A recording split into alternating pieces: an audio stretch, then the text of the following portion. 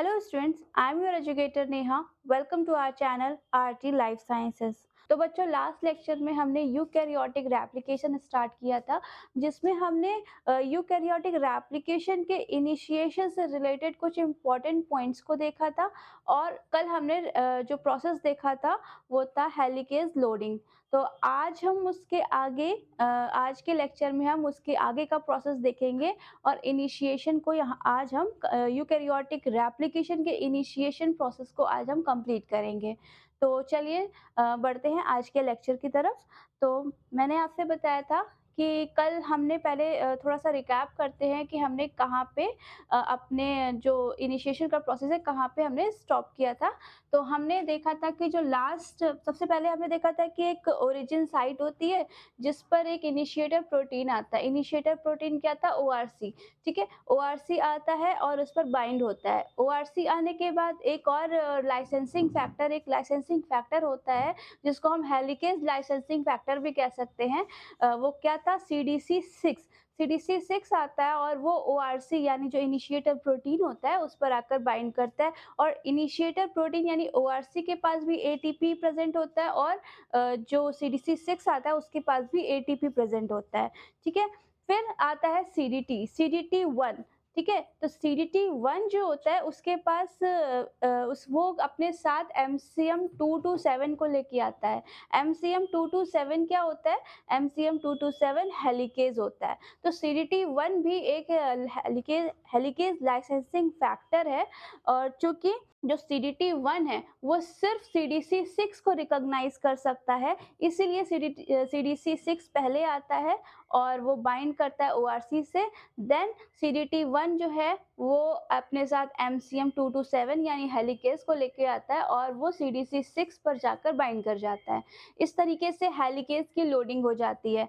After this क्या होता है कि जो CDC6 था जो अपने साथ एक ATP को लेके आया था, उसका ATP हाइड्रोलाइज हो जाता है और ADP में कन्वर्ट हो जाता है, जिसकी वजह से CDC6 जो है वो ORC से डिटैच हो जाता है।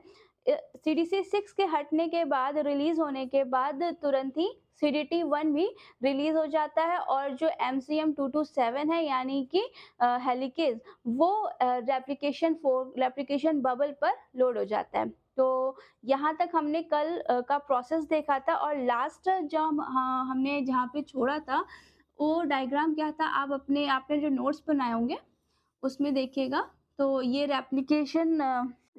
रेप्लिकेटर DNA है जिस पर हमने क्या कर दिया था, जो हमारा हेलिकेज है MCM227, ठीक है, इसको लोड किया था। और ORC जो इनिशिएटर प्रोटीन थी वो प्रेजेंट थी, ORC। ठीक है, इसके पास क्या था? ATP। ठीक है, अब जब CDT1 और CDC6 निकल गए तो अब इस ORC को भी निकलना है, इसको भी रिलीज आउट होना है। तो क्या होता है कि इसमें भी सेम प्रोसेस होता है जो CDC6 में हुआ था, यानी कि इसका जो ATP होता है वो हाइड्रोलाइज होकर ADP में कन्वर्ट हो जाता है। ठीक है, तो जब ये ATP ADP में कन्वर्ट हो जाएगा लाइक दिस, ठीक, ये रेप्लिकेटर DNA है और इस पे क्या है? हेलिकेज प्रेजेंट है, ये हेलिकेज प्रेजेंट है। और ये यहाँ पे जो इसका ORC का ATP है वो क्या हो गया? ये ADP में कन्वर्ट हो गया। अब देखिए, ये देखो, ये डिटैच हो गया। ठीक है, अब ये कन्वर्ट हो गया ADP में, ORC ADP में कन्वर्ट हो गया। और देन फिर क्या होता है कि ये ORC डिटैच होकर यहाँ से रिलीज आउट हो जाता है। ठीक है, रेप्लिकेटर DNA से ये हट जाता है। ORC यहाँ पे, ये ORC है, ORC रिलीज आउट हो जाएगा और DNA पे क्या बचेगा? DNA पे बचेगा सिर्फ हेलिकेज। ठीक, तो ये DNA पे हेलिकेज बचा, दिस इज MCM227। ठीक, ये हेलिकेज बचा। अब इस ORC यानी ORC जो कि इसका ATP जो था वो ADP में कन्वर्ट हो गया था हाइड्रोलाइज होकर। अब इस ORC का क्या होता है? ये ORC यहाँ से जब रिलीज आउट होता है तो इसमें दोबारा से ATP आके जुड़ता है। ठीक है, ये यहाँ से रिलीज आउट होता है और इसमें क्या होता है कि जो ORC है इसमें आके जो है एडीपी जुड़ता है, ये सॉरी एडीपी है, ये ये हट जाता है और इस पे क्या आके जुड़ता है, ये हट जाता है एडीपी और इस पे आके जुड़ता है एटीपी। समझ में आया आपको कि जो ओआरसी था जब यहाँ से रिलीज आउट हो गया तो इस पे जो एडीपी प्रेजेंट था वो एडीपी हट गया और फिर से एटीपी आके इस पे जुड़ गया। अब एटीपी जब इस पे जुड़ गया ओआरसी पर, ये फिर से तो ये ओआरसी फिर से एक्टिवेट हो गया। ठीक, जैसे ही इस पे एटीपी आके जुड़ा तो ये फिर से एक्टिवेट हो गया। अब ये दोबारा से क्या करेगा, ओरिजिन जो साइट है वो फिर से किसी और रैंडम ओरिजिन साइट को रिकॉग्नाइज करेगा और उस पर जाकर बाइंड होगा और फिर से रेप्लिकेशन का जो हेलिकेज लोडिंग वाला जो पूरा प्रोसेस था वो फिर से स्टार्ट हो जाएगा। तो एक तरीके से ये जो ओआरसी है रिसाइकिल हो जाता है। ठीक है, यहाँ से निकल के इसमें दोबारा से एटीपी जुड़ेगा और फिर ये एक्टिवेट हो जाएगा और फिर से किसी रेप्लिकेशन जो ओरिजिन साइट है वहां पे जाके बाइंड करेगा और वो प्रोसेस स्टार्ट हो जाएगा। तो यहाँ तक आपको समझ में आ गया था कि किस तरीके से जो ओआरसी प्रोटीन था वो पहले तो उसमें जो एटीपी था वो हाइड्रोलाइज होकर एडीपी में कन्वर्ट हुआ। जैसे ही वो एडीपी में कन्वर्ट हुआ तो ओआरसी डिटैच हो गया। ठीक है, डिटैच होने के बाद बाहर निकल गया ओआरसी और रेप्लिकेटर डीएनए पे हेलिकेज प्रेजेंट है, यानी कि एमसीएम 227 प्रेजेंट है। अब ये ओआरसी जो है इसमें दोबारा से एटीपी आके जुड़ेगा और फिर इस ओआरसी को एक्टिवेट कर देगा एटीपी जुड़कर और फिर ये ओआरसी जो है दोबारा से किसी जो ओरिजिन साइट को रिकॉग्नाइज करेगा और बाइंड करेगा। ठीक है, तो ये प्रोसेस यहाँ तक ये देख लिए। ठीक है, अब हम आगे इसके आगे का हम प्रोसेस देखते हैं कि किस तरीके से इस पे जो पॉलीमरेज है, यानी कि जैसे जो प्राइमेज है और पॉलीमरेज है वो आकर इसमें कैसे जो है रेप्लिकेटर जो बबल होता है उसमें कैसे आगे लोड होते हैं। ठीक है, तो मैं इसको रब करती हूँ। ठीक है, तो फिर ये देखें, ये फिर से मैंने बनाया एक रेप्लिकेटर डीएनए है और इस पे अब हम 2 हेलिकेज़ लेते हैं क्योंकि 2 हेलिकेज़ होते हैं ना, एक रेप्लिकेट दोनों क्योंकि बाई डायरेक्शनल रेप्लिकेशन होता है तो दोनों साइड के लिए रेप्लिकेशन होते हैं। तो एक ये है हेलिकेज़, सॉरी हेलिकेज़ ये है MCM 227 और एक ये हेलिकेज़ है MCM 227। ठीक, ये दोनों हेलिकेज़ है। अब क्या होता है कि हेलिकेज़ जो है वो क्या करता है, CDK और DDK, CDK यानी साइक्लिन डिपेंडेंट काइनेज और DDK DBF4 डिपेंडेंट काइनेज। ठीक है, DDK क्या होता है, DBF4 डिपेंडेंट काइनेज और CDK cyclin dependent kinase, cyclin dependent kinase, cyclin dependent kinase और तो आप जानते होंगे ये सेल साइकिल में आपने पढ़ा होगा। DDK क्या होता है, ये सेरिन थ्रियोनिन काइनेज होता है और ये क्या करते हैं, ये 3 प्रोटीन होते हैं SLD2, SLD3 और DPB11। इन तीनों को रिक्रूट करता है किसके लिए, इन तीनों को रिक्रूट करता है 2 प्रोटीन फैक्टर यानी कि जिंस और CDC45। ठीक है, जिंस और CDC45 को क्या करता है, लाने के लिए इनको रिक्रूट करता है। रिक्रूट आप समझ रहे हैं ना कि इनको ये काम देता है कि इन दोनों को लेके आओ, क्योंकि ये दोनों जिंस और CDC45 जो हैं यही जो है हेलिकेज को एक्टिवेट करेंगे। जब ये आके हेलिकेज से जुड़ते हैं तो एक कॉम्प्लेक्स बनाते हैं, इसको CMG कॉम्प्लेक्स कहते हैं और तभी जो है हेलिकेज एक्टिवेट होता है और अपनी अनवाइंडिंग प्रोसेस को स्टार्ट करता है। लेकिन जब जिंस और CDC45 आते हैं तो इनके साथ में एक और चीज आती है और उसे हम क्या कहते हैं, उसे हम कहते हैं पॉलीमरेज एप्सिलॉन। ठीक है, पॉलीमरेज एप्सिलॉन भी आ जाता है। समझ में आया आपको, पॉलीमरेज एप्सिलॉन आता है। फिर से मैं बताती हूँ, अब हेलिकेज जब हेलिकेज प्रेजेंट है, ठीक है, हेलिकेज जो है हेलिकेज आके प्रेजेंट हो गया। अब जो सीडीके और डीडीके है, ये क्या करेंगे, ये 3 फैक्टर होते हैं SLD2, SLD3 और DBP11। इनको रिक्रूट करते हैं किसके लिए कि ये जिंस और CDC45 को हेलिकेज पर लेकर आए, हेलिकेज के लिए या हेलिकेज पर बाइंड कराने के लिए जिंस और CDC45 को लेकर आए। जिंस और CDC45 के साथ साथ पॉलीमरेज एप्सिलॉन भी आता है। जैसे कि लास्ट लेक्चर में हमने आपको बताया था पॉलीमरेज एप्सिलॉन का काम क्या होता है। पॉलीमरेज एप्सिलॉन जो है वो डीएनए सिंथेसिस कराता है किस पर, लीडिंग स्ट्रैंड पर, ठीक है। तो अब क्या हुआ कि यहाँ पे ये डीएनए था और इसको कुछ इस तरह से बनाते हैं। अब यहाँ पे आपको रेप्लिकेशन बबल के फॉर्म में बताते हैं। ये रेप्लिकेशन बबल है इस तरह से, ठीक। अब यहाँ पर भी हमने देखा था एक हेलिकेज आके बैठा था, दिस इज हेलिकेज MCM227 और इधर भी हेलिकेज आके बाइंड हुआ था MCM227, ठीक। अब क्या हुआ कि इस पर हेलिकेज पर कौन आके बाइंड हुआ, हेलिकेज पर जिंस और CDC45 आके बाइंड हुआ। तो ये मान ले ये क्या है, ये जिन है, जिंस और जो ये रहा CDC45, ठीक। सेम यहाँ पर भी है, दिस इज CDC45 और ये जिन, ठीक। तो ये आके आप देखें, और इसके साथ में मैंने क्या बताया कि इसके साथ में पॉलीमरेज अल्फा भी आ गया। अभी प्राइमेज नहीं आया, ठीक है, तो पॉलीमरेज अल्फा कह रहे हैं।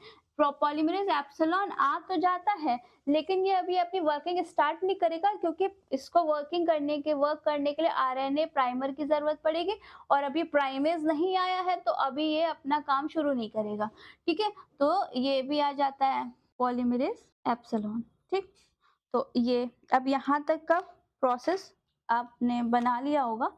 अब ये जो जिन्स MCM और CD45 है, ये जो है ये क्या बना रहे हैं, ये CMG कॉम्प्लेक्स बना रहे हैं, CMG कॉम्प्लेक्स। इसके अंदर C से क्या है, C से CDC45 है, C का मतलब M से MCM227 है और G से जिन्स है, ठीक है। ये तीन मिलके जो है वो क्या बनाते हैं, ये CMG कॉम्प्लेक्स बनाते हैं और तभी क्या होता है, हेलिकेज एक्टिवेट होता है, ठीक है, हेलिकेज एक्टिवेट होता है। तो इतनी बात आपको समझ में आ गई कि मैंने क्या बताया, कि मैंने बताया था कि जब ORC जो प्रोटीन है वो हट जाती है तो अब डीएनए पे सिर्फ क्या बचते हैं, हेलिकेज बचते, क्योंकि बाई डायरेक्शनल है इसलिए मैंने 2 हेलिकेज बनाए, ठीक है। अब क्या होता है जब हेलिकेज यहाँ पे अभी ये हेलिकेज इनएक्टिव फॉर्म में है, नॉन प्रोसेसिव फॉर्म में है, तो क्या होगा कि फिर क्या होता है कि CDK और DDK, साइक्लिन डिपेंडेंट काइनेज और DBF4 डिपेंडेंट काइनेज जो कि सेरीन थ्रेओनिन काइनेज होता है, ये क्या करते हैं, ये SLD2, SLD3 और DPB11, ठीक है, इनको रिक्रूट करते हैं किसके लिए कि ये जिन्स और CDC45 को लेकर आए, ठीक है। जिन्स और CDC45 को ये लेके आए। जब जिन्स और CDC45 आते हैं तो उनके साथ में पॉलीमरेज एप्सिलॉन भी आ जाता है, ठीक। अब ये जिन्स और CDC45 जो है ये आकर दोनों हेलिकेज पर बाइंड हो जाते हैं, ठीक है। हेलिकेज पर बाइंड होके ये CMG कॉम्प्लेक्स बनाते हैं। CMG कॉम्प्लेक्स जो होता है वो हेलिकेज को एक्टिवेट करता है, ठीक है, हेलिकेज को एक्टिवेट करता है और पॉलीमरेज एप्सिलॉन भी आ जाता है। लेकिन अभी पॉलीमरेज एप्सिलॉन कोई वर्किंग नहीं करेगा क्योंकि इसको प्राइमर की जरूरत है और प्राइमेज अभी आया नहीं है, ठीक है। तो यहाँ तक आपने होप सो नोट किया होगा और ये फ्लो चार्ट पूरा बना लिया होगा, ठीक है। तो अब हम आगे इसको मैं अब रब करती हूँ और आगे देखते हैं कि आगे का इसका प्रोसेस क्या हुआ। तो इसमें कोई कंफ्यूजन तो होनी नहीं चाहिए, तो आगे देखते हैं। ओके, तो अब हम आगे क्या देखेंगे कि ये हमारा रेप्लिकेशन बबल था and this is also a replication bubble. और हम सोच रहे हैं कि पहले हम आपके कंफ्यूजन ना हो तो हम अभी रेप्लिकेशन फोर्क में समझाते हैं, ठीक है। ये रेप्लिकेशन फोर्क है, ये 3 प्राइम एंड है, ये 5 प्राइम एंड है, ये 5 प्राइम एंड है और ये 3 प्राइम एंड, ठीक है। और मैंने क्या बताया था कि लास्ट में अभी क्या पढ़ा था हमने कि यहाँ पे हेलिकेज यानी एमसीएम 227 आ जाता है, एमसीएम 227 आ जाता है और इसके ऊपर आकर जिंस और सीडीसी 45 आके जुड़ जाते हैं। तो ये जिंस और इस पे और क्या जुड़ेगा, सीडीसी 45, ठीक है। और ये तीनों मिलके सीएमजी कॉम्प्लेक्स बना रहे थे। इसके अलावा मैंने आपसे बताया था कि इस पे क्या आके जुड़ रहा था, एप्सिलॉन, ठीक है, पॉलीमरेज एप्सिलॉन। तो ये यहाँ पे क्या हुआ, इधर ना करके इधर करते हैं, ये पॉलीमरेज एप्सिलॉन है, ठीक, पॉलीमरेज एप्सिलॉन है। अब हमें चाहिए क्या, अब हमें चाहिए एक प्राइमेज चाहिए और क्या चाहिए, और लीडिंग स्ट्रैंड के लिए तो पॉलीमरेज एप्सिलॉन आ गया है, लैगिंग स्ट्रैंड के लिए हमें पॉलीमरेज डेल्टा की जरूरत है। तो अब क्या होगा, अब इसमें आएंगे, अब इसमें आएंगे आपके, ये आया पॉलीमरेज अल्फा, पॉलीमरेज अल्फा जो कि क्या है, प्राइमेज है, ठीक, प्राइमेज। और पॉलीमरेज अल्फा के साथ में और कौन आएगा, पॉलीमरेज अल्फा के साथ में आएगा पॉलीमरेज डेल्टा, ठीक। ये क्या करेगा, लैगिंग स्ट्रैंड के सिंथेसिस कराएगा, फाइन। अब ये देखें, अब ये फिर से एक फोर्क बनाया, ये फोर्क है, ये क्या था, 3 प्राइम एंड था और ये 5 प्राइम एंड है, ये 5 प्राइम एंड था और ये 3 प्राइम एंड है, ठीक। और जैसा कि मैंने बताया था यहाँ पे ये सीएमजी कॉम्प्लेक्स एमसीएम 227 और इस पे क्या है, सीडीसी 45 और ये क्या था आपका जिंस, ठीक, ये सीएमजी कॉम्प्लेक्स है। अब जो प्राइमेज है, अब ये प्राइमेज पॉलीमरेज अल्फा है, ठीक है, पॉलीमरेज अल्फा यहाँ पे आएगा, ठीक, ये क्या है, पॉलीमरेज अल्फा है और यहाँ से क्या करेगा, प्राइमर की सिंथेसिस करवानी शुरू होगी। मतलब अभी तो ये इनिशिएशन है, अभी सिंथेसिस नहीं शुरू हुई है, पर ये सब आके रिक्रूट हुए हैं, डीएनए जो रेप्लिकेशन बबल है उस पे आके रिक्रूट हुए हैं। मैं बस आपको समझाने के लिए बता रही हूँ कि यहाँ एक प्राइमेज की एक्टिविटी करेगा, लेकिन इनिशिएशन में अभी बस ये सब रिक्रूट हुए हैं, ठीक है। तो पॉलीमरेज अल्फा है, ठीक है, तो ये यहाँ पे 5 प्राइम एंड से सिंथेसिस कराएगा और चूंकि ये 5 प्राइम एंड से सिंथेसिस करा रहा है तो यहाँ से जो न्यू स्ट्रैंड है उसकी सिंथेसिस कंटिन्यू रहेगी। तो मैंने बताया था कि जिस स्ट्रैंड की सिंथेसिस कंटिन्यू रहती है उसे हम लीडिंग स्ट्रैंड कहते हैं और लीडिंग स्ट्रैंड की सिंथेसिस कौन कराता है, पॉलीमरेज एप्सिलॉन कराता है, ठीक है। तो पॉलीमरेज एप्सिलॉन यहाँ आके बैठेगा और ऊपर वाला जो स्ट्रैंड है क्योंकि वो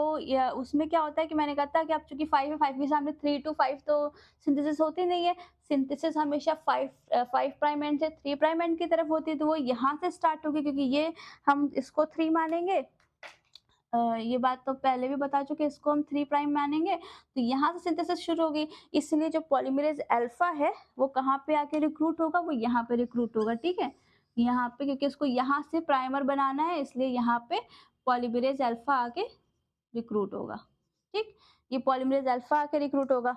और जैसे कि मैंने आपको बताया था कि जो ये चूंकि ये वहाँ पे ब्रेक हो कर डीएनए बनेगा, ठीक है, छोटे छोटे फ्रेगमेंट्स में डीएनए बनेगा जिनको ओकाजाकी फ्रेगमेंट्स कहते हैं। तो यहाँ इसकी तो इसको हम ये लैगिंग स्ट्रैंड है जिनमें जिस स्ट्रैंड में जो है फ्रेगमेंट छोटे छोटे फ्रेगमेंट्स में डीएनए बनता है उसको हम लैगिंग स्ट्रैंड कहते हैं, ठीक है। तो लैगिंग स्ट्रैंड की सिंथेसिस कौन कराता है, पॉलीमरेज अल्फा। तो यहाँ पे पॉलीमरेज अल्फा भी आके रिक्रूट होगा, ठीक है, पॉलीमरेज डेल्टा, ठीक। तो यहाँ पे पॉलीमरेज डेल्टा आके रिक्रूट होगा। तो ये यहाँ पे क्या हुआ कि अब सारा सिस्टम रेडी है, ठीक है, यहाँ पे आके जितनी चीजों की रिक्वायरमेंट थी उसको हेलिकेज की रिक्वायरमेंट थी, एक्टिवेटेड हेलिकेज की रिक्वायरमेंट थी, तो वो भी आ गया है। उसको प्राइमर बनाने के लिए क्या चाहिए था, एक आरएनए प्राइमर बनाने के लिए प्राइमेज की जरूरत थी, प्राइमेज भी आ गया आरएनए प्राइमर बनाने के लिए। लीडिंग और लैगिंग स्ट्रैंड की सिंथेसिस कराने के लिए पॉलीमरेज एप्सिलॉन और पॉलीमरेज डेल्टा आ गए। तो अब ये एकदम प्रोसेस स्टार्ट हो गया, ठीक है। अब बस क्या है कि इस ये काम करना शुरू करेगा और डीएनए की सिंथेसिस शुरू कर देगा। तो ये इनिशिएशन का प्रोसेस होता है। इनिशिएशन का मतलब क्या होता है कि जहाँ पे सारी सिस्टम एकदम रेडी हो जाए, सारी रिक्वायरमेंट्स फुलफिल कर दी जाए किसी प्रोसेस को कराने के लिए। अगर हम रेप्लिकेशन को कंसीडर कर बताएं तो हम कहेंगे कि रेप्लिकेशन कराने के लिए यानी डीएनए की सिंथेसिस कराने के लिए जितनी रिक्वायरमेंट है उनको फुलफिल कर दिया जाए और स्टार्ट कर दी जाए, मतलब रेप्लिकेशन को जस्ट स्टार्ट किया जाए, उसको हम क्या कहते हैं, रेप्लिकेशन का इनिशिएशन प्रोसेस कहते हैं। और जैसे ही ये इनिशिएशन प्रोसेस स्टार्ट होता है तो वो कहाँ पे ये होता है, एस फेज में होता है। ठीक है, तो हम ये कह सकते हैं कि इनिशिएशन प्रोसेस जब स्टार्ट होता है तो एस फेज शुरू हो जाती है सेल साइकिल की। तो यहाँ पे मैं फिर से बताती हूँ, हमने जो देखा था, हमने क्या देखा था कि फिर से मैं रिपीट कर दूं। सबसे पहले मैंने क्या कहा था कि पहले तो आप इसी को देख लें, इधर से देखते हैं। ठीक है, मैंने बताया था कि सबसे पहले क्या था, डीएनए था, डीएनए पे एमसीएम प्रेजेंट था। ठीक है, एमसीएम के बाद क्या हुआ था, ये एमसीएम 227, ठीक है, 227 डीएनए पे प्रेजेंट था। फिर इसने सीडीके यानी साइक्लिन डिपेंडेंट काइनेज और डीडीके को कहा, सीडीके और डीडीके ने क्या किया कि इन्होंने 3 फैक्टर्स जो थे, एसएलडी, SLD2, SLD3, मतलब अब इसको लिखने का कोई मतलब नहीं है तो आप ऐसे देख लें। मैं रिपीट करती हूँ, क्या हुआ था, आप देखेंगे। सबसे पहले अब मैंने आज का जो लेक्चर शुरू किया था उसमें मैंने आपको क्या बताया था, ओआरसी डीएनए रेप्लिकेटर पर अपना जो आपने फ्लो चार्ट बनाया है, मेरे साथ जो आपने फ्लो चार्ट बनाया है उसको आप देखें और जो मैं कह रही हूँ उसको उससे मैच करें। ठीक है, तो आज जो मैंने आपको बताया उसमें मैंने बताया कि ओआरसी में क्या हुआ था, ओआरसी के पास एटीपी प्रेजेंट था, ओआरसी का एटीपी हाइड्रोलाइज होकर एडीपी हो गया और ओआरसी जो था वो डिटैच हो गया। ठीक है, रेप्लिकेटर डीएनए से ओआरसी डिटैच हो गया। अब रेप्लिकेटर डीएनए पे क्या बचा, सिर्फ एमसीएम 227 यानी हेलिकेज बचा। अब क्या हुआ, हेलिकेज अभी भी इनएक्टिव था, तो हेलिकेज को एक्टिव करने के लिए सीडीके और डीडीके, ये दोनों काइनेज होते हैं, इन्होंने SLD2, SLD3 और DPB11 को रिक्रूट किया कि वो जिंस और CDC45 को लेकर आए। ठीक है, तो जब SLD2, SLD3 और DPB11 ने जिंस और CDC45 को जब ये लेकर आए तो इनके साथ में एक और चीज आई, वो क्या थी, पॉलीमरेज एप्सिलॉन। ठीक है, अब ये आ गए। अब जो जिंस और CDC45 थे ये आके बाइंड हो गए किस पर, हेलिकेज पर, यानी MCM 227 पर बाइंड हो गए। जब जिंस और CDC45 आकर जब MCM पे बाइंड हुए तो इन्होंने मिलकर एक कॉम्प्लेक्स बनाया जिसको हम क्या कह रहे थे, इसको हम CMG कॉम्प्लेक्स कह रहे थे। C से CDC45 होता है, M से MCM 227 और G से जिंस। ठीक है, तो CMG कॉम्प्लेक्स, CMG कॉम्प्लेक्स जो होता है यही एक्टिवेटेड फॉर्म होता है हेलिकेज का। ठीक है, तो इसका मतलब है जिंस और CDC45 जब आते हैं तभी हेलिकेज जो है वो एक्टिवेट होता है। ठीक है, अब ये एक्टिवेटेड CMG कॉम्प्लेक्स यानी एक्टिवेटेड हेलिकेज, अब रेप्लिकेशन, हाँ ये देखें, अब रेप्लिकेशन जो बबल है यहाँ मैंने फोर्क के फॉर्म में बताया है। तो अब रेप्लिकेशन के जो रेप्लिकेटेड डीएनए है उस पर क्या क्या प्रेजेंट है, उस पर आपका ये CMG कॉम्प्लेक्स यानी एक्टिवेटेड हेलिकेज प्रेजेंट है और क्या प्रेजेंट है, polymerase epsilon. Polymerase epsilon leading strand की सिंथेसिस कराता है, लेकिन अभी ये स्टार्ट नहीं हुआ क्योंकि इसको प्राइमर की जरूरत है। ठीक है, प्राइमर को कौन बनाता है, प्राइमेज बनाता है, और यूकैरियोट में जो प्राइमेज है उसका काम कौन करता है, पॉलीमरेज अल्फा। ठीक है, पॉलीमरेज अल्फा के पास प्राइमेज की एक्टिविटी होती है और पॉलीमरेज डेल्टा, ठीक है, पॉलीमरेज डेल्टा जो है ये लैगिंग स्ट्रैंड की सिंथेसिस कराता है। ठीक है, अब क्या हुआ कि यहाँ पे आने के बाद अब ये पॉलीमरेज अल्फा और पॉलीमरेज डेल्टा भी आके इसमें क्या हो गए, पॉलीमरेज डेल्टा और पॉलीमरेज अल्फा भी आ गए और इन्होंने जाके अपनी अपनी पोजीशंस ले ली, ठीक है। अब क्या हुआ कि सारी रिक्वायरमेंट फुलफिल हो गई है। पॉलीमरेज अल्फा प्राइमर बनेगा और पॉलीमरेज एप्सिलॉन जो है वो लीडिंग स्ट्रैंड की सिंथेसिस कराएगा। ऊपर वाले केस में पॉलीमरेज अल्फा जो है वो प्राइमर बनाएगा और पॉलीमरेज डेल्टा जो है वो लैगिंग स्ट्रैंड की सिंथेसिस कराएगा, ठीक है। तो अ, आज ये प्रोसेस था। अ, आज मैं आपको थोड़ा-सा जो है प्राइमेस के बारे में भी थोड़ा-सा और बता देती हूँ। क्योंकि कल जो है हम इलॉन्गेशन का प्रोसेस पढ़ेंगे, तो कल भी मैं रिपीट कर दूँगी थोड़ा-सा मैं पॉलीमरेज़ अल्फ़ा यानी प्राइमेस के बारे में आपको बताती हूँ। होप सो आपने ये नोट कर लिया होगा और मैं इसको अब रब कर दूँ। तो पॉलीमरेज़ अल्फ़ा के बारे में हम जैसे उसका एक स्ट्रक्चर बनाएँ तो कुछ इस तरह से इसका स्ट्रक्चर होता है। ये पॉलीमरेज़ अल्फ़ा का स्ट्रक्चर है और इसको हम क्या करते हैं 2 सब यूनिट्स में हम इसको डिवाइड कर सकते हैं। अ, यहाँ से एक लार्ज सब यूनिट होती है और एक स्मॉल होती है, लार्ज, स्मॉल। तो तो ये लार्ज और स्मॉल सब यूनिट होती है। जो इसकी लार्ज सब यूनिट होती है, उसके पास क्या होता है कि डीएनए सिंथेसिस और दूसरी प्रूफ रीडिंग एक्टिविटी होती है। प्रूफ रीडिंग एक्टिविटी होती है और जो स्मॉलर सब यूनिट होती है, इसके पास प्राइमेज एक्टिविटी होती है। आरएनए पॉलीमरेज अल्फा और जो ये प्राइमेज जो है यूकैरियोटिक रेप्लिकेशन में जो ये प्राइमेज है जिसको हम पॉलीमरेज अल्फा कह रहे हैं, ये इसी बात के लिए थोड़ा-सा डिफरेंट है किससे?